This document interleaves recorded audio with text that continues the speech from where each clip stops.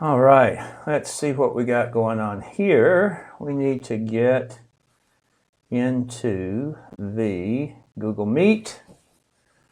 We'll get things going here. Hope everybody's doing good. Yep, that puts us right where we need to be. We'll join the Google Meet. Get things rolling here. Let's see what we got here. There we go. That's always good. And let's go. We'll start right here. Oh my goodness. Yeah, so I totally am unprepared for this today. I got so many things going on. We've got a conference later in the week. We're planning on going down to Biloxi, Mississippi a day early because some of our kids are down there doing a little spring break thing. So I got a lot of stuff going on, and today would have been a very easy day to not do this. But that's the thing about accountability is, doing it when you don't feel like it or doing it when you've got a good excuse to not do it. So I'm in here with you guys. Hopefully we'll get some of you guys to sign on with us. Let me turn off my volume and stuff on my phone so it won't be distracting us. And because I'm not perfectly prepared for this today, we're probably going to go over some things that we've gone over before. And some of this may be a repeat of some things, but I had a meeting on Monday with a consulting client, and we went over some things sort of all at one time, and I think that it's valuable to cover some of this stuff again with you guys. Repetition is the master of the mind. And I think if we go over a couple of things that we've already gone over before, it certainly, I can't even talk today, will certainly help you guys. And I can't talk and type at the same time. I think that, hang on a second. Okay, so we are going to look at a couple of these things. And then we are going to go back over here, and we're gonna look at this. Okay, so here's the thing, right? The consulting client, they're not in the boudoir space. However, some of the things that we talked about with them definitely apply across the board. So this is going to be kind of a step-by-step system for setting up an advertising campaign. So the very first thing that I recommend that everybody do, regardless of what industry they're in, is put together some form of a customer avatar. And by avatar, I mean, who is your best customer? There's an old adage in advertising that says if you're advertising to everyone, you're advertising to no one. And that means you really have to narrow your target into your best customer. Now, does that mean that you won't get residual contact with other people? Well, sure you will, right? But the whole idea of casting this broad net and hoping that you bring everybody in and then being able to sort of sift through that and find the buyers in that, it's just not realistic. It's lazy, and it's not non-productive, and it's more expensive to do it that way. So if you're operating on any kind of budget, I think we're all operating on a limited budget regardless of how large or small that budget might be. So we all want to maximize our effort. So step number one is create a customer avatar. Now, I will tell you this, that all of marketing is simply a best guess, right? We're looking at what data we have available, and we're making, intelligent, informed guesses based on that, and then we implement those guesses in the form of ad campaigns and media and things like that. So establishing your customer avatar is critically important to having a successful campaign, having a campaign that stays within budget, and then being able to maximize your return on investment. Now, I'll say this for you. In my experience, we typically define two avatars. One is the people who are ready, willing, and able to buy now. Okay, that's Betty Buyer. Then on the other side, we have people who are not necessarily ready, willing, or able, okay?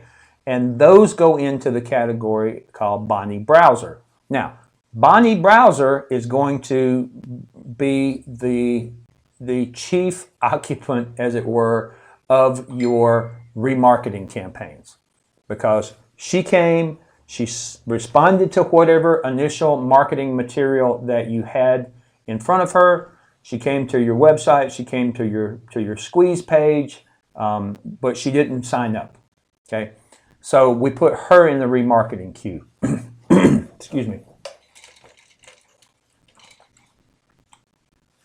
She goes into the remarketing queue because we need to present her with some more messages, present her with some different options so that she can sort of mature in her interest in our products and services. So the first thing that we're going to do is we are going to build the back end of this. And last week we looked at the funnel, and I like to kind of turn it upside down and talk about building that funnel from the back end out. So today I want us to talk a bit about the remarketing side of that, and then we'll talk a bit about our initial advertising campaign.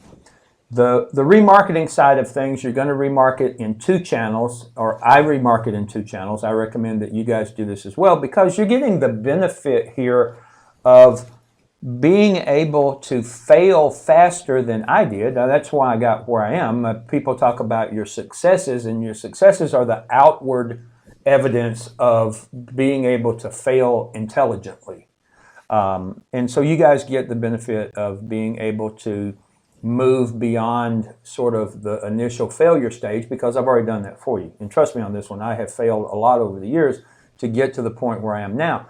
So hopefully you guys can listen to what I'm telling you and not have to go through so much of that on your own. You'll have failures. I mean, that's just the way it works. I still have failures today. But I'm a bit quicker on my feet to know how to make changes in order to recover from that. So that's my goal for this, is for you guys to be able to benefit from the things that I've done wrong, and obviously the things I've done right over the years, right? So anyway, let's talk a bit about remarketing. I recommend that you remarket in at least these two channels. Number one being YouTube pre-roll ads, okay? And all of this stuff that I'm talking to you guys about, if you just simply pop it into Google, you're going to find volumes of information on how to set up these campaigns and things like that. And I mean, I don't think it's an efficient use of this time and space that we have here to talk about how to set up ad campaigns and things like that. Because like I said, there's tons and tons of information that leads you through that step by step. So create your marketing message in the form of a video. Now, let's look at one thing here really quickly.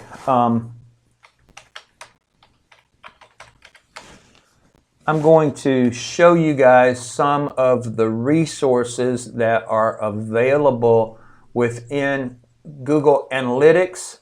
If you don't have Google Analytics, I said I was turning that off, and it's, for whatever reason, let me hit Do Not Disturb. Maybe that's the best route to take on this.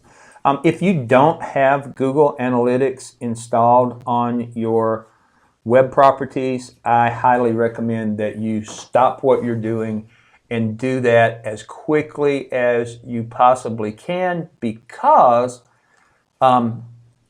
there's just a wealth of information that you're missing if you don't have that. So let me find the property here. Let's see here. This should do.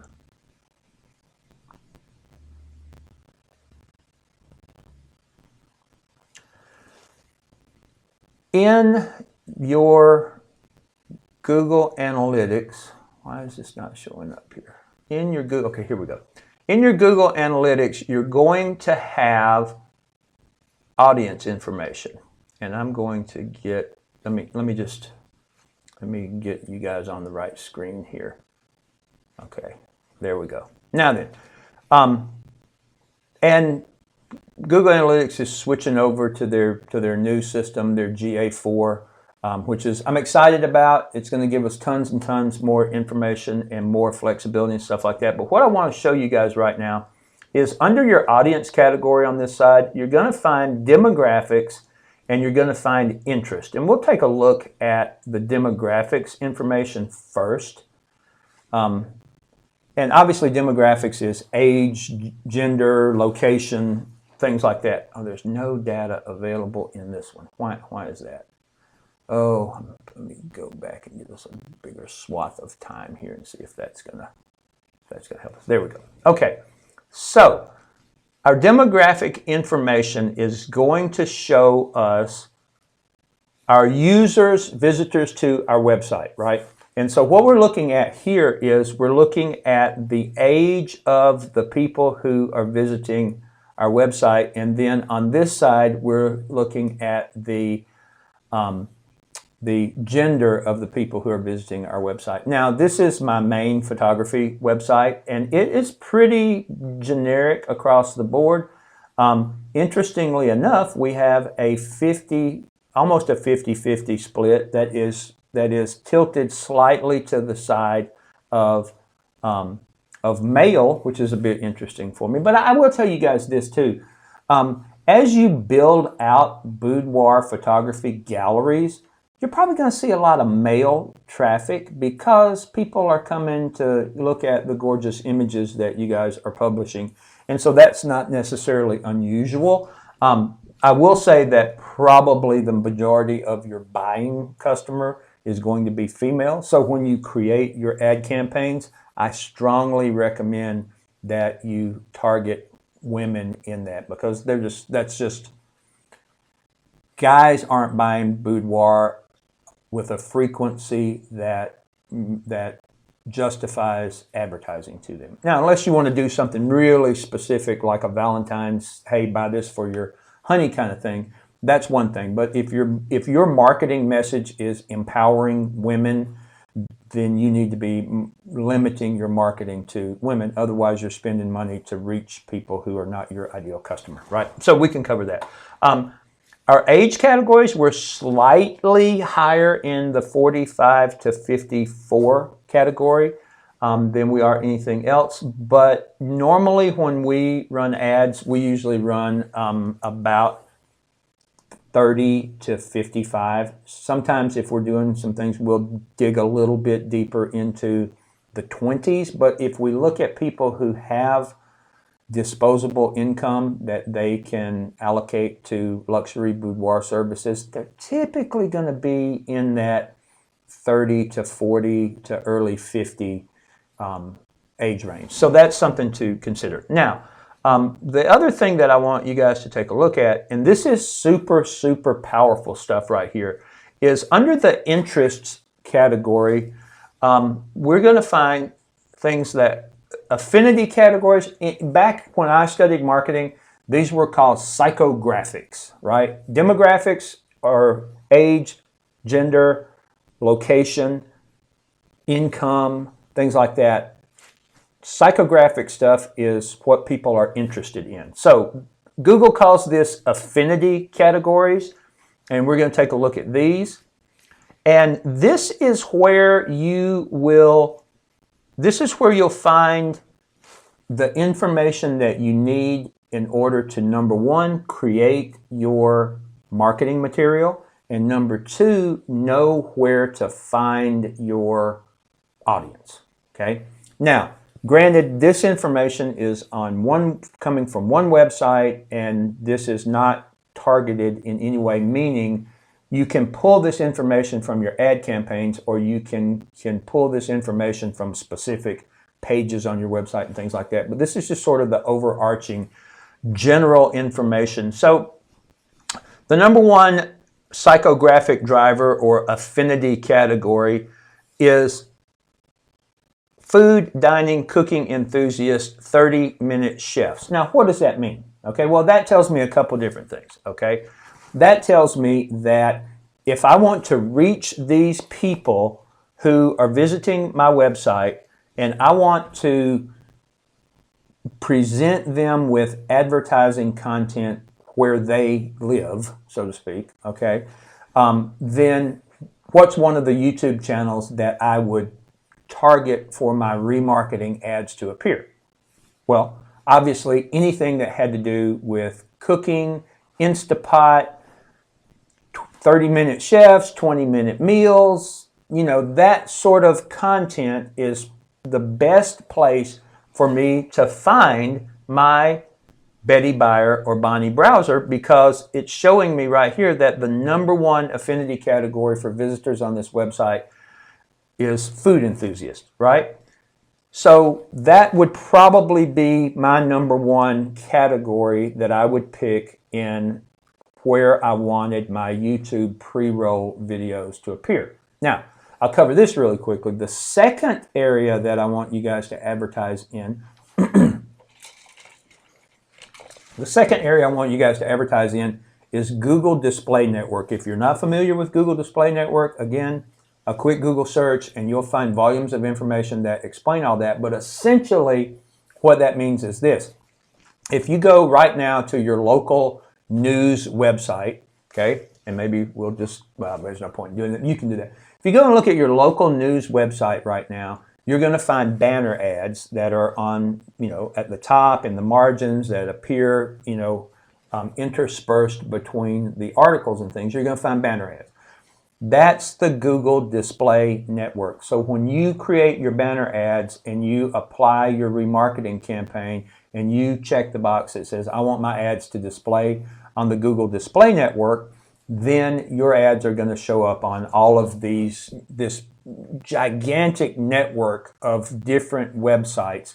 So that's going to be where your display ad remarketing gets in front of your customers, right? So, and we've all seen it. You guys, if you go and you shop for something on Amazon or whatever, and then you go to another website later on today, the chances of you seeing a banner ad for whatever it was you were shopping for on Amazon on one of these other websites is almost 100%. I mean, remarketing is such a core tenet of digital advertising that you see it everywhere. So I want you guys to be able to leverage that. So we've decided that that cooking videos are the best place for us to reach our audience. So that's one of the things that we would use to that's one of the categories we would want our ads to appear in. So now let's talk a little bit about creating the media and the message. We know the media is going to be video, and we also know the media is going to be display ads. So let's dig deeper into these affinity categories and let's look at some of the other things that might be valuable for us to take a look at. Okay, so the number two thing is lifestyles and hobbies, pet lovers. Okay, so if I were going to leverage that, an idea for that might be to do a testimonial video with one of your previous happy customers sitting on their sofa with their fuzzy little golden doodle. That's what we have. If you guys have inferior pets, then I guess you can put whatever you want to in there. I'm just kidding. I'm just kidding. I love all dogs. Not a real big cat fan, but anyway. So the idea is you want to use some of this stuff to present visuals that line up with some of these affinity categories or psychographic drivers, or however you want to refer to that. The next one is shoppers, value shoppers. So one of the things that we've talked about in the past is creating what I call lead hooks. And lead hooks are the transaction, the thing that you give someone on your squeeze page in exchange for their contact information. Top 5 tips for having a successful boudoir session. The 3 things that every amateur boudoir photographer misses. Whatever, the 6 sexy secrets that your hairdresser doesn't want you to know about, whatever, right?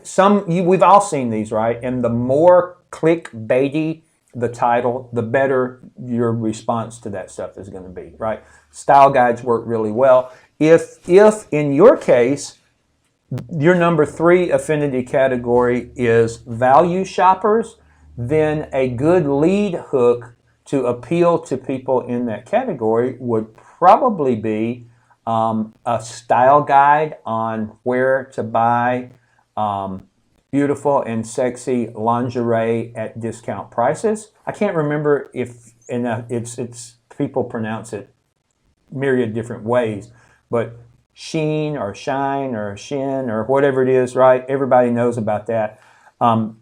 They also have an affiliate program. So if you created a PDF showing the top 10 sexiest, budget-friendly lingerie pieces from Sheen, I'll call it Sheen, and you included affiliate links in there, not only are you providing a valuable lead hook that you can trade for their contact information that helps you build your marketing list, but you also have the opportunity to, number 1, make sure that your clients are coming in with lingerie that you know is going to look good on them because you've shot it before or you've researched it or whatever, photographer approved lingerie items. But you'd also get a little commission from the sale of that.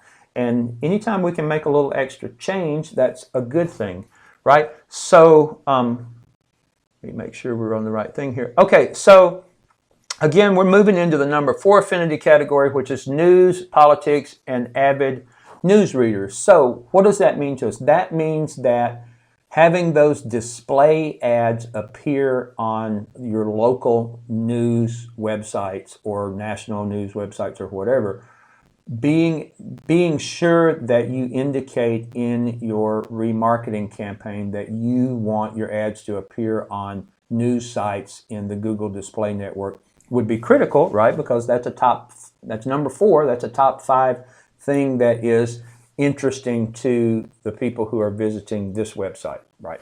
So now let's go down here and take a look at the number 5 affinity category, which is lifestyles and hobbies, business professionals. Now, this takes us into a little bit of the demographic stuff. If you're doing your demographic targeting correctly, okay? Remember, ready, willing, and able to make the investment in luxury boudoir services, okay? That able part of that is absolutely critical. People can be ready. Oh yeah, sure, I would love to do a luxury boudoir session this week, okay? Who wouldn't, right? Okay, so people can be ready. They can be willing. I'm absolutely I have no problem with it. Let's do this thing. I want to do it. Okay, well, here's my price list. And that's where people put the brakes on because they're ready and they're willing, but they're not able. Or maybe they're able and they're not willing because we haven't added enough value to that. So we want to make sure that we're hitting all 3 of those so that we're not dealing with frustration and we're not wasting our time. And I put that word in quotes because I don't think any customer interaction is ever really a waste of time if we're doing it properly and we're following up and we're nurturing and we're drip marketing and we're remarketing and all those things, right? So even when you talk to someone who is not ready, willing, and able today, doesn't mean that they won't be ready, willing, and able down the road. And if you treat them with kindness and respect and you validate their humanity and their personality and their situation, then if they ever become ready, willing, and able, you're way higher up in the list compared to people who just sort of brushed them off and didn't validate them. So we can have a whole conversation later about the importance of good customer interaction, even if that person is probably not going to sign up and they're not going to book with you today. But that's a topic for another day. So business professionals are going to be our target because typically they're going to have more disposable income, and you can define income targets when you're setting up your advertising campaigns, right?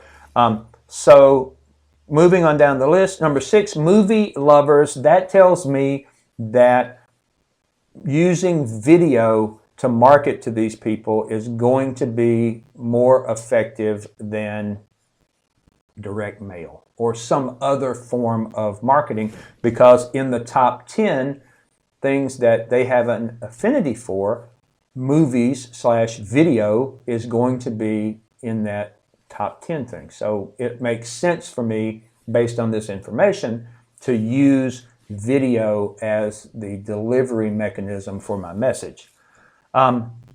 Lifestyles and hobbies, shutterbugs. Let's talk about marketing to other photographers for just a moment. Your photography website is always going to attract, or your marketing efforts for photography, whether it's Instagram, whether it's Facebook, whatever, you're always going to attract the attention of other photographers. And I see people making this mistake constantly, and you probably do too. People will go on and they will create a Facebook advertising campaign, and when it comes time to do to select the interests that you're going to target, people who haven't done the heavy lifting in the beginning to determine their Betty buyer and their Bonnie browser and to create their best customer avatar, they take this whole knee-jerk thing and they go, oh, well, I'm selling photography products and services, so I'm going to check the box that says, I want people who are interested in photography. That's the worst possible thing you can do. It is literally like opening up the window and throwing money out, because your ads wind up appearing on my screen, and I am probably not your best customer when it comes to photography products and services, because I am a photographer and I provide my own photography products and services. So I see people making that mistake daily, and I've given up. I've tried to contact them and say, hey, look, your targeting for your ad campaign is all out of whack, and you're paying money to have your ads appear in front of other photographers, and they don't get it because they don't have any other place to go with their targeting, because they haven't done the necessary steps to make sure that they identify with the person to whom they are marketing. Now, even if you only looked at these 10 things that are on this list, you could come up with some better targeting categories than photography, right? So we can look at this and we can say, okay, so if we were going to create an ad campaign on Facebook, what interests would we want to select? Well, we already know that our people are, their number one affinity category has to do with food and 30-minute chefs and things like that. So if we're going to reach the same people that we have been reaching,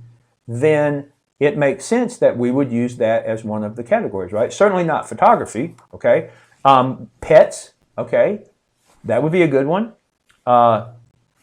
News and current events, business professionals, movies. I mean, there's a ton of things that you can pick that are going to increase your chances of reaching someone who is going to be ready, willing, and able to do business with you, versus checking that box for photography, because that's not going to get you the people that you want to reach. So I ignore anything that shows up on this list that has to do with photography, because I assume that that's you guys coming to take a look at my website. And while I love you guys, you're probably not going to buy luxury boudoir services from me. But if you are, drop a comment below and I'll be happy to contact you and we can work out the details. Now, moving right along, our number 8 item in our affinity category. Let me just check really quickly here and make sure that we don't have anybody.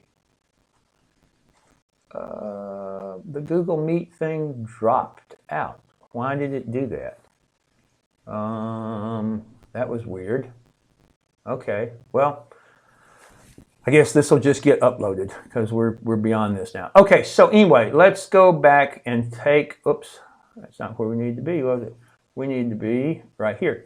Let's take a look at the number 8 item in our affinity list, and that's fast food cravers. Okay, so this is just another food thing. So when something shows up in the list more than one time, that just reinforces what we already knew, that advertising in food-related channels is going to be our best guess for getting in front of the same type of people that we're getting in front of now. So that's also critical, something to consider.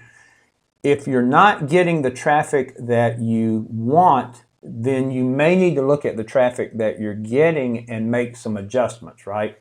So, if you have, like was represented earlier in my in my demographic information, I've got a lot more guys that are coming than females, right? A lot more males than I'd have I can't even talk. Have more males showing up than I do females showing up. So I need to make some adjustments in my advertising to make sure that I'm pulling in a higher percentage of female traffic, if indeed females are the ones that I believe or who have demonstrated that they're going to be a better customer for me than males are. So this information, just because it's in this list, doesn't mean you have to do it. Obviously, if it's a negative thing, like obviously shutterbugs, I'm not going to advertise to shutterbugs. I'm not going to advertise to photographers, but having that metric in there tells me either what I need to do or what I need to do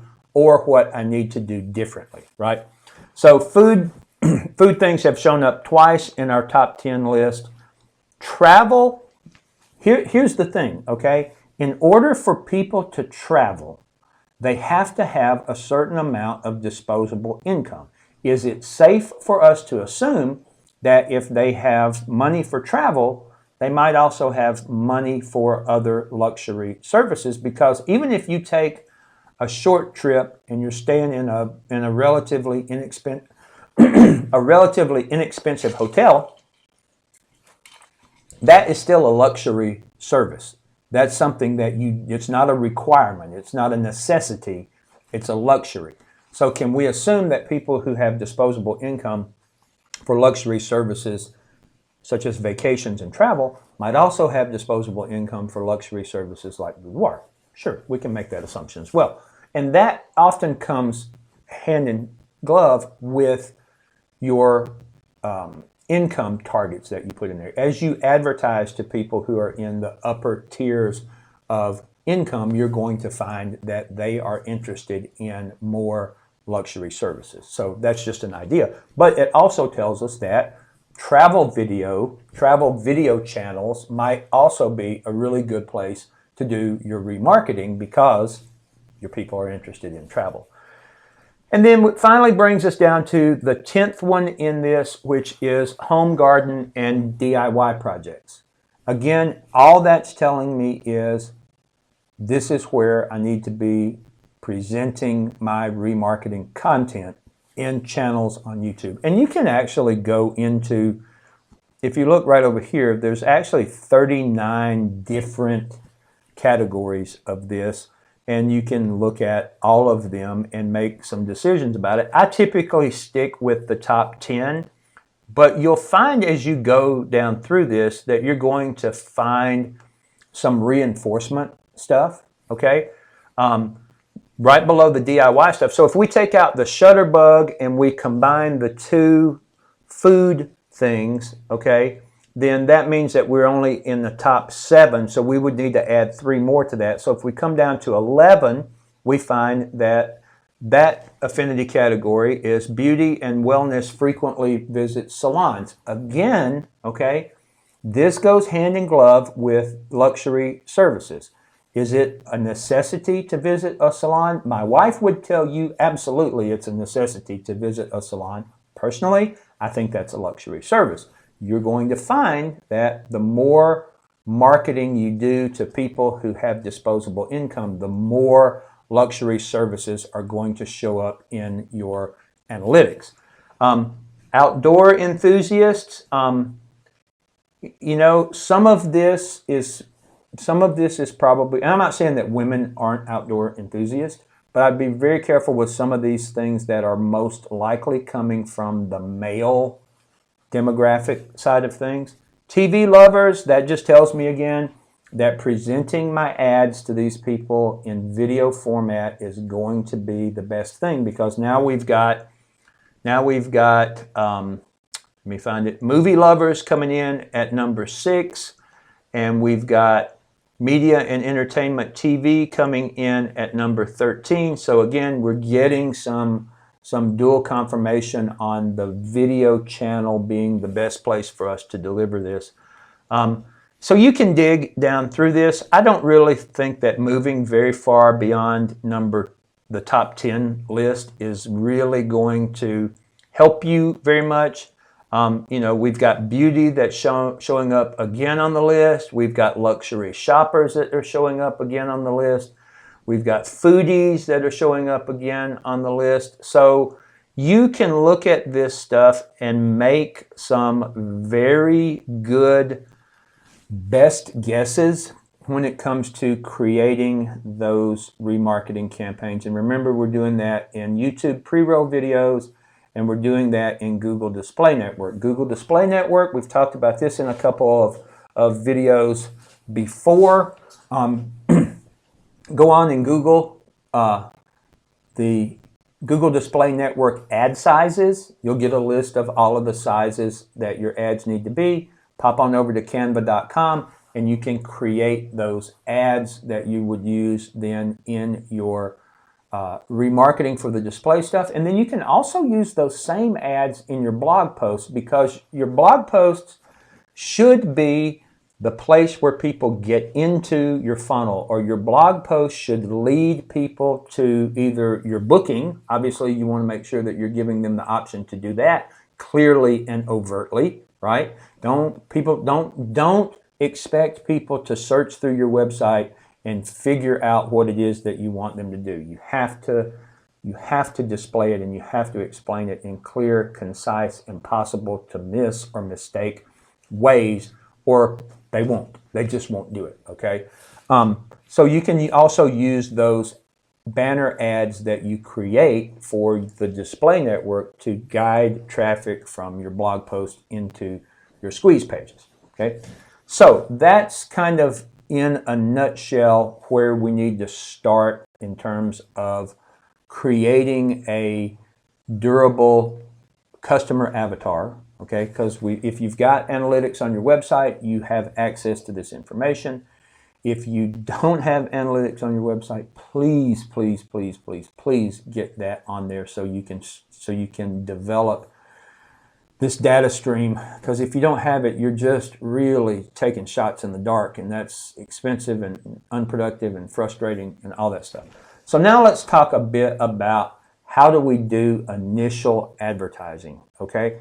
Our initial advertising is going to happen in my opinion, your SEO stuff, which is was sort of the nexus of this whole video project for the year. We started talking about SEO, and I know we've sort of diverged from that a little bit, but we've covered enough about SEO that I think you guys should be able to run with that on your own. That's going to be your primary source, because your SEO traffic, your direct organic SEO traffic, is always going to be your most durable, okay? It's always going to be your most engaged traffic, and it's also going to be your highest converting traffic. These are people who, of their own free will and volition, searched up your company and decided that they wanted to find out more. Your second most effective source of traffic is going to be Google keyword traffic, because again, these are people who typed in a phrase and then they were presented with your website and they came of their own free will. Interruption marketing is going to be much lower in quality, much lower in engagement, much lower in conversion. Interruption marketing is exactly what we've been talking about right now. YouTube pre-roll ads. I don't use YouTube pre-roll ads for initial lead contact. It just doesn't work that well for me. I only use it for remarketing. So people who have already come in contact with your brand, they've already seen your logo, they've already heard your message on some level, it works better if that interruption happens with someone that they have already had some sort of a relationship with. If you're just throwing random interruption pre-roll ads at me, the chances of you actually presenting me with something that I'm interested in is insanely low, right? So think about this from the television commercial perspective. How many commercials do you see on television that resonate with you? How many times do you see a commercial and you're like, oh yeah, that's really something that I'm interested in? The answer is almost never, because that is just sort of cast a broad net. Now, there are some demographic things that they do. I mean, they have a pretty good idea of who's watching Lifetime or who's watching the Food Network or who's watching, whatever. But for the most part, it's cast a broad net. They've made the pond smaller, but they're still casting a broad net. And so that's very expensive. It's also very offensive for people. People get offended if they get ads that are not relevant to their interests and where they are in the buying and shopping process. So anyway, without getting too deep into that, Google keyword advertising is one of the things that I use to drive primary traffic, okay? And when I say primary traffic, I know that 90+% of the traffic that I buy from Google in the form of keyword ads it's not going to convert. Some of it's going to just bounce straight out of my website. They're going to come, they're going to look at it, and whatever happens, they're going to leave. That's where your remarketing audience becomes hypercritical, because you paid whatever amount of money that Google charged you for that click. And for some keywords, that can be very expensive. I mean, like very expensive in some instances, right? I would say that you could expect to get Google keyword, especially if you start hyperlocal, you should be able to get Google keyword traffic for somewhere in the $1 to $2 range. Okay, so you think about this: if your budget is $5 a day and you are paying $2 a click for keyword traffic, then your ad is only going to produce 2 visits to your website a day. So those are things to think about. You really, really, really want to make sure that your remarketing stuff is tightly packed, because you can't afford for those 90+% to go away and never come back again. You have to remarket to those people. There's no exception to that, okay? So when we look at Google keyword advertising, and I'm just mentioned hyperlocal, let's say you live in Baltimore, Maryland, and you are not at the top of the game for SEO, meaning you either don't know, you haven't watched Jason's videos, or you have watched the videos and you haven't taken steps to improve your position, but you still need business, right? You got to fill your book. So if you're not getting adequate search engine traffic, then you have to fill your hopper with paid traffic. That's just the only way it works, right? Now, I'm talking about specifically Google keyword stuff, either SEO, which is keyword advertising, right? Or paid advertising, pay-per-click. This is where, when you type in boudoir photographer near me and those top 3 things pop up, you know that those are going to be ads. And because we know that, we typically scroll a little bit and look at the organic, and that's one reason that the paid ad traffic is less valuable, less engaged than organic SEO stuff. But we can get into the philosophy of that later. Look at hyperlocal stuff. So it's going to be much less expensive for you to target keywords like dark and moody boudoir photography, Baltimore, Maryland. Someone who is searching for that is probably going to be further along in the ready, willing, and able continuum than someone who's just looking for boudoir photography in general or boudoir photography ideas or whatever, right? So think about your keyword strategy, because that's going to be the mechanism that fills your remarketing queue with people who didn't respond immediately. Now, once you've got your list of those keywords figured out, you need to make sure that you're landing those people on pages that direct their activity. I am 104,000% opposed to simply landing paid traffic on your main index page of your website. When you do that, you're paying for this person's attention, and then you're dropping them on a page that may or may not be interesting to them. So you want to make sure, because you're paying for this, $1, $2, more than that, depending on the keyword, right?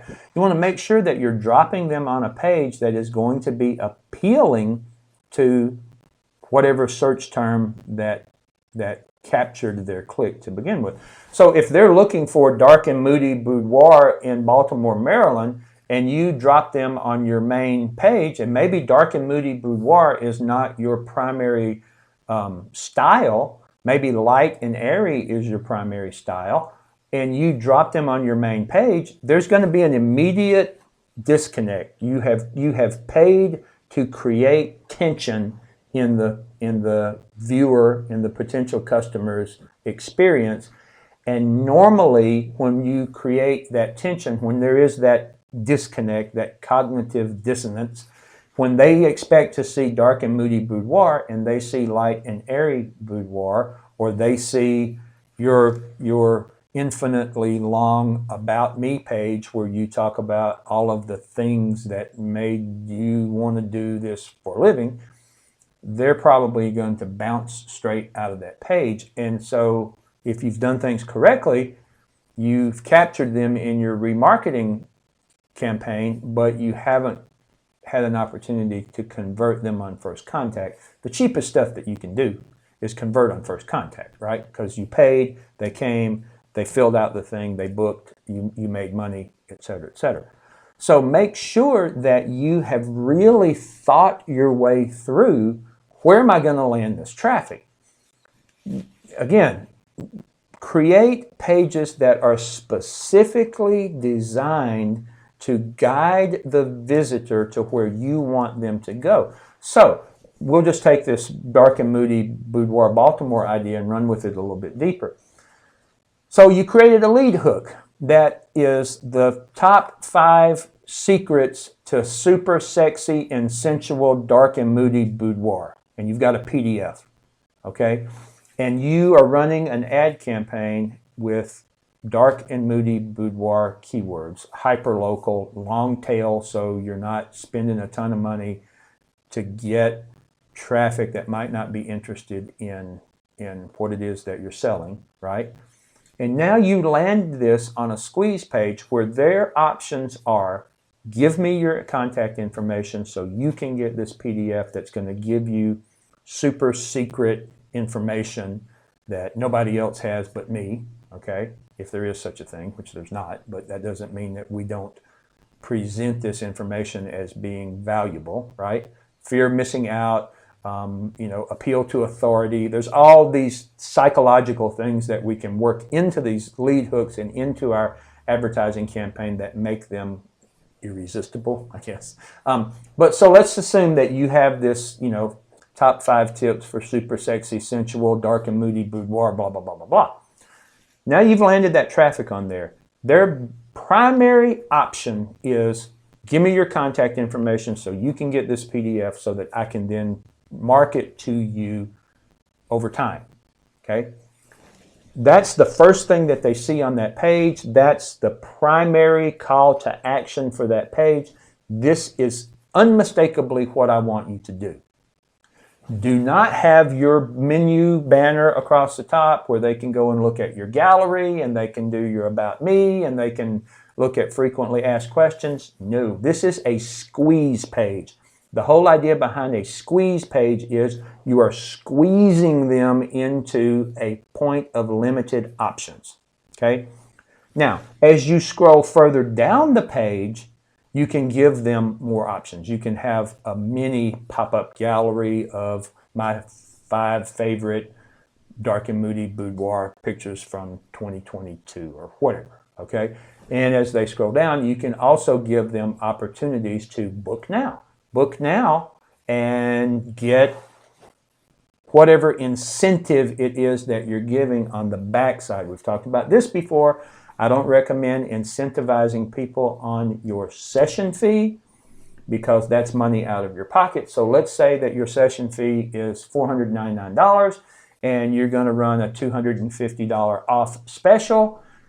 Everybody that comes in on that $250 off special is not paying full price. They're taking $250 of cash out of your pocket in the form of a lower session fee. However, if you say book now and get $250 worth of product order credit, okay? So let's say that you're charging $250 for a metal print, whether it's 8x10, 11x14, however you're doing that. Let's say that you have a $250 retail value product.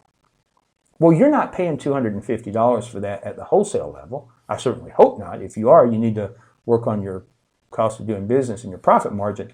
So let's say you're only paying $125 for that product.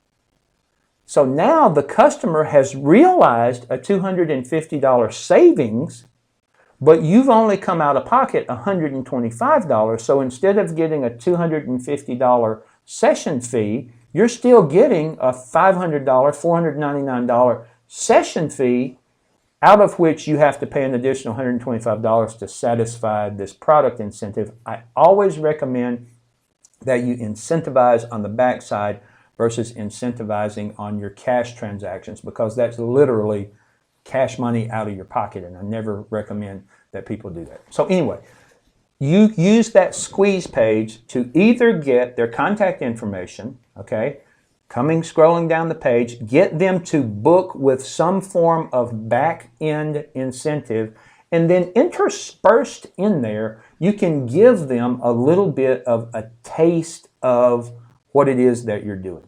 Now, I can tell you right now that on average, you have got less than 3 minutes to capture someone's attention. That's somewhere around the 2.5 minute mark is going to be your average time spent on platform, meaning when someone comes in. Now, this also varies depending on the source of the traffic. If it's Facebook, you've got less than a minute, and in many instances, 30 seconds in order to capture people's attention and get them to do something. Facebook traffic is horribly disengaged from normal website visitors. But let's just say on average, you've got 2.5 minutes to get this person to do what it is that you want them to do. If you give them too many options, you're going to burn up that 2.5 minutes with them doing whatever it is that they're doing that's not what you want them to do. So make sure that your squeeze pages are designed in a way that makes it clear in the very beginning what these people are supposed to do. Now, I said don't put your menu of links across the top of the page. I recommend that you put your business logo and your phone number. Oh, Jason, what do you mean put my phone number? Yeah, you know, all you youngsters out there, you need to have your business number on your website, and you need to be prepared and capable of executing a cold call with somebody, because that's just part of doing business. And I'll help you guys with that later on. We'll get into some of that as well. So as we scroll down the page, we will give them more options, because the further they distance themselves from your initial offer, which is give me your contact information for the 5 super sexy secrets of dark and moody boudoir, right? The further they distance themselves from that, the less chance you're going to have of them going back up and doing what it is that you wanted them to do. So you're also going to present them with that same opportunity lower on down the page. And then at the bottom of the page, you can have a couple of links that take them to your home page or whatever. But the whole idea here behind a squeeze page is you're squeezing them into this narrow channel where their obvious options are give me your contact information or get into my remarketing queue and leave. That's really the only two options that we're going to have on this page. Now, once you've got their contact information, quite obviously you can present them with newsletters and different marketing material that bring them back to your website in different ways and things like that. Same thing with remarketing. We can present them with additional ads that will help bring them back and guide them or whatever. Our best shot at getting somebody is going to be when they're there on the page, et cetera, but we know that 90+% of people aren't going to, they're not going to accept our offer on first blush. So we have to have a way to get in contact with them again and again and again and again. The best way to do that is for them to provide us with their contact information, right? Because if you have my name and you have my phone number and you have my email address, many windows of opportunity just opened up for you to get in touch with me and for you to present your brand message to me in that 5 to 9 times that we know have to happen before somebody makes a buying decision, right? So we ask for their information so that they can get this valuable exchange of information, i.e. our lead hook, okay? If we can't get that information from them, we scroll down a bit further and we incentivize them with a book now and get a free purple widget. Book now and get an additional 5 spreads in your album. Book now and upgrade from an 8x8 to a 10x10, or however you guys want to incentivize that in a way that minimizes your out of pocket. Now, I'll also say this about reducing your session fees. As I said, I'm not a giant fan of reducing your session fees because I think it does one thing that makes our jobs more difficult, and that is I think it attracts bargain shoppers. And we don't want bargain shoppers. We want luxury services shoppers. We want people who are interested in the full experience, not a discounted experience. And if we attract people with a lower cost of entry, it just creates these weird problems in the middle and at the end. If you attract somebody with a low price in the beginning and then you present them with a premium price at the end, the chances of there being a disconnect in that are almost 100%. However, if you attract someone with a full price cost of entry with the promise of a discounted price on a luxury product at the end, then it does a couple things. Number one, it weeds out your bargain shoppers, and it takes your luxury services buyers and it says, hey, look, at the end of this experience, there are going to be luxury products for you to purchase. So it sets up that A to B connection from, hey, I paid quite a bit to get in this, and I'm going to be expected to pay quite a bit more at the end of it because that's the connection that happens in there. So discounting your session fee is you're setting yourself up for a lot of problems that I don't think that, and I see in the groups all the time, people are like, oh, this happened and oh, that happened, and come to find out, these problems occur most often when you are discounting up front and you're attracting cheap clients. It's the only way I can put that, right? I can tell you that the person who will pay $500 for an entry fee will have a completely different mentality than the person who is paying $200 or $250 for an entry fee. It's just how it works. Higher level clients require less effort.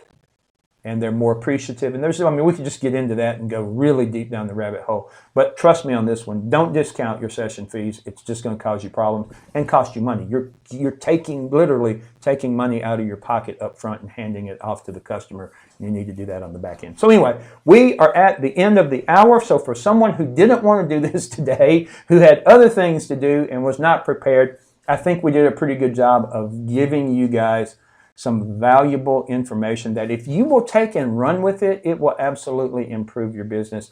Next week, I have a convention in Biloxi, Mississippi next week that I'm going to. I'm going to try and get you guys at least something done.